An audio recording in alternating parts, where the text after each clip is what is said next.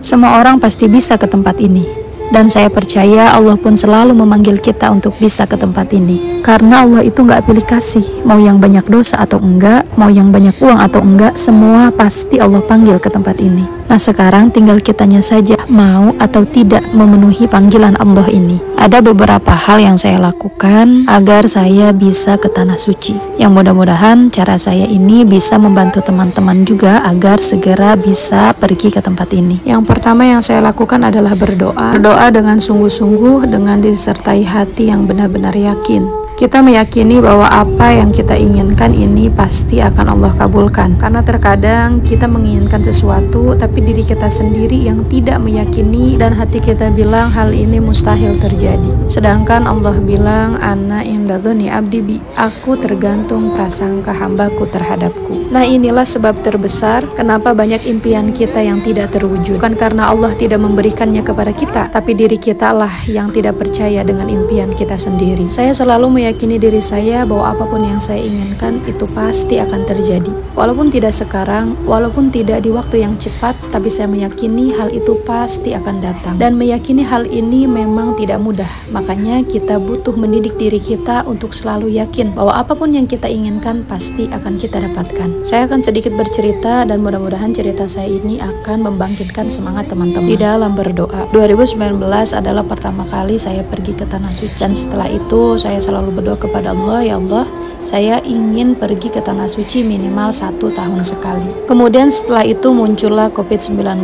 Selama beberapa tahun tidak ada jamaah Indonesia yang pergi ke Tanah Suci, bahkan haji pun tidak diperbolehkan. Singkat cerita, alhamdulillah Januari 2024 saya bisa kembali ke Tanah Suci seperti biasa, ikut dengan rombongan jamaah Ponpes Al Amin. Dan alhamdulillahnya masih di tahun 2024 di bulan November dengan pemikiran dan pembelajaran yang panjang. Akhirnya saya dan suami memberanikan diri untuk umroh mandiri, pergi hanya berdua saja tanpa travel dan tanpa jamaah yang lain. Jadi di tahun 2024 itu alhamdulillah saya pergi ke Tanah Suci 2 kali. Bisa jadi ini adalah qadha dari tahun-tahun sebelumnya yang mana saya tidak bisa pergi ke Tanah Suci karena COVID-19. Dan saya pun jadi teringat, memang di tahun 2019 itu saya meminta kepada Allah minimal 1 kali pergi ke Tanah Suci. Namun di tahun-tahun setelahnya saya pernah berdoa, ya Allah, saya ingin pergi ke Tanah Suci sesering mungkin. Dan saya pun meyakini bahwa hal ini pasti akan Allah beri dan hal ini pasti akan terjadi. Nah, jadi intinya apa yang terjadi kepada kita adalah hasil dari doa, dari impian yang pernah kita ucapkan dan dari impian yang kita yakini. Yang kedua yang saya lakukan adalah menabung. Walaupun yang kita tabung misal hanya Rp1.000 per hari. Intinya kita fokus berusaha dulu. Masalah hasil itu belakangan. Bisa jadi uang tabungan kita belum cukup, tapi Allah kasih jalan dari yang lain sehingga kita bisa berangkat ke Tanah Suci.